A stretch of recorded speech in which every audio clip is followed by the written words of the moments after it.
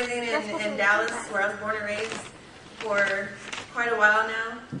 And I've just been talking with some people in the church, and there was a need to have a bigger discussion about what's happening in North Dakota in Standing Rock with the Dakota Access Pipeline.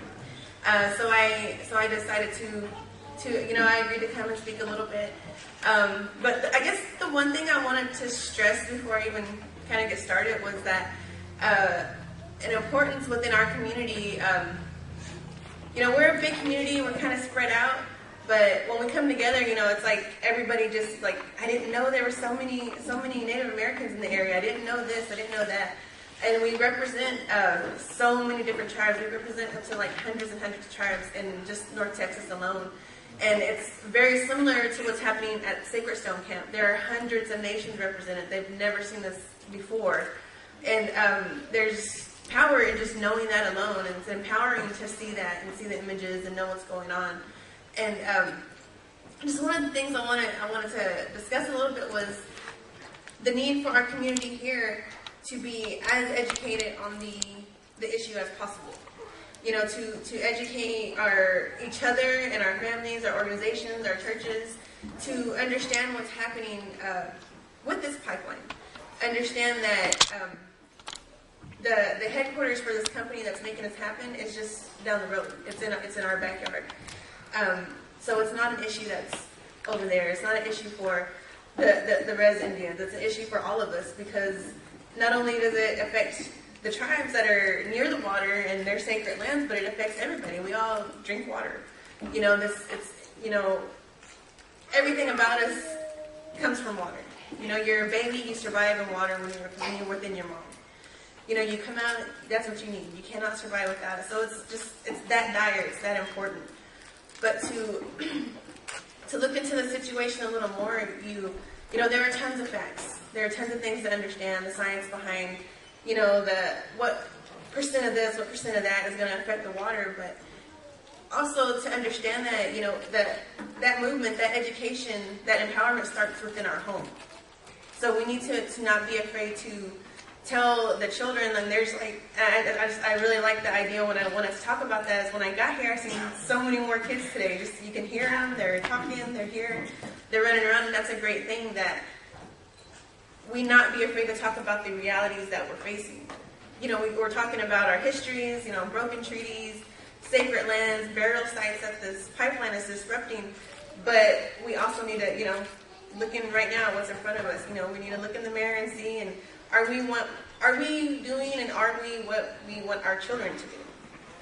So I just wanted to stress that importance of educating. And these education, these movements, they start within our home. These fights for our rights, they start within our home. And that's something that the committee I organized with, that's something with all the people there that we really want to stress, is that we educate each other. So, afterwards, we're having a celebration outside. I'll have a table with information, facts, stuff that maps you can look at, things that you can educate yourself on and share, something tangible you can hand off to somebody, something you can pass around your home, something you can talk about when you're with your family and with your friends, because that's the point where we're at right now. This pipeline is just getting bigger. They're getting scary. There's so many people, and they're not just there. They're educated. They're fighting. They're organizing, but they're also being very peaceful and prayerful. So with that education, your prayers are just as important as educating each other. There's power. There's medicine in your words and your prayers and your songs, and those are just as important as the education. But there are resources. There are people organizing in our area. There are different actions you can go to if that's the route you want to take. There are resources like our committee doing a letter writing. If you wanted to write a note when we're outside, you can come and see us.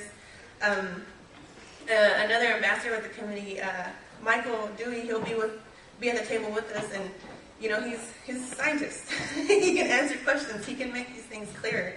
We'll have maps and show you. We have statistics to show you. You know, these simple things to be educated.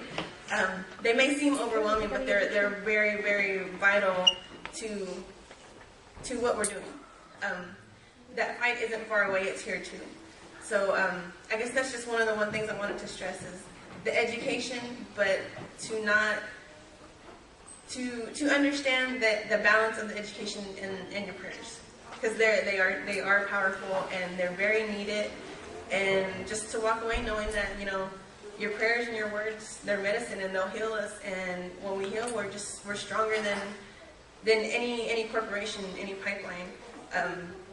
That strength is needed to protect everything. So I just wanted to say that and invite everybody to stop by and get this information. Write a note, write a picture, write a prayer, something like that, and we will get that to the water protectors in North Dakota. And just when you make these connections, don't be afraid to find them on Facebook, on Twitter, find their websites, find their blogs, because there's a giant media blackout, you know, and the power is also within the stories we share, and we're telling our own stories. So that just sharing these stories, you find out, share a picture, share it within your home. Don't just, you know, click the picture, share it, send it out to whoever in the cyber world, but share it within your home. Show these realities. Don't be afraid to speak on the reality, and don't be afraid to, you know, speak to your neighbor. Don't be afraid to speak to someone in our community you may not know personally. If you think they know something, you know, say hello. You know, the story is just right there on the tip of their tongue. And that's something we need to tap into. So with that, I just want to invite everybody to stop by and let's educate each other when we end today and we go outside. Thank you.